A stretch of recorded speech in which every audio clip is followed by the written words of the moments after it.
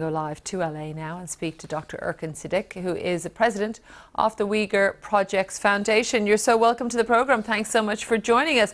First off, your reaction to this report being released and its findings?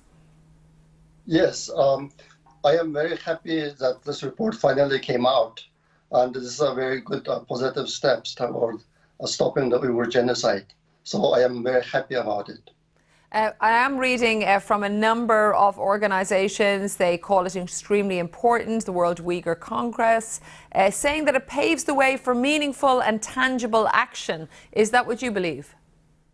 Yes, I do.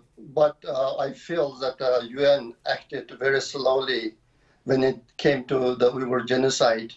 It has been at least 5 years that China carried out a large scale of Uyghur genocide. And we lost a lot of people so far. And this report does not mention any numbers about how many people were put in prisons, how many in concentration camps, how many in forced labor factories, and how many have died since 2014, for example. I have many sources of information, and I know many numbers. The tragedy we were faced so far is very severe.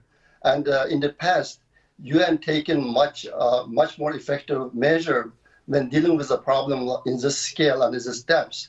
For example, they could come up with a resolution to stop the Chinese government from the Uyghur genocide.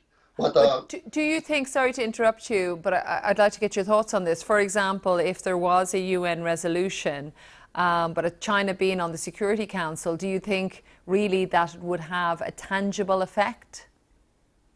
Right now, it's not. Right now, the UN became much less effective as compared to in the past.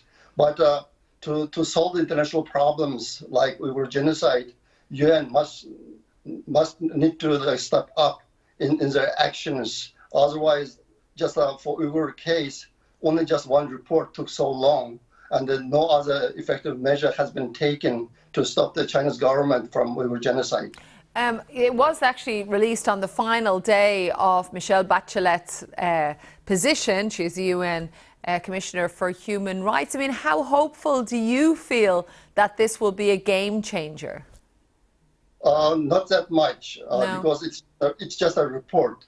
So UN needs to take much stronger actions to stop the Chinese government. So you mentioned a UN resolution. Is that the primary action that you would like to be taken to try and stop what you have seen and you have heard? Yes, if the first step to do that is to go to send some teams to go to Xinjiang and investigate, find out the scale and depth of the atrocities taking place so far. So far, nobody has done that. China has been blocking the international observers and reporters. It's a closed society, and they are doing a lot of things in the dark and in a distributed manner. So the international community has not been able to see the real case about the Uyghurs in East Turkestan. So this is a very bad. And sorry to interrupt you, Doctor, but as I mentioned to our viewers there, that China has dismissed this report as a farce. I mean, do you think in any way that they'll be able to gain access to areas that they haven't been able to previously? That part I cannot assure, but that's the only way to solve the problem in an effective way. Otherwise, there's no way. Just publishing a report does not do much for the Uyghur people. And so if you were speaking to whomever becomes the next UN Human Rights Commissioner, what would you say? I would say, please send an observer investigator and find out what happened in the Uyghur homeland in East Turkestan. Like myself, I have many relatives and several siblings still live in that region. Until today, since January of 2017, I have not been able to contact them by phone or by internet. You see, it's the 21st century, and we are living in a condition like this. I mean, this should change.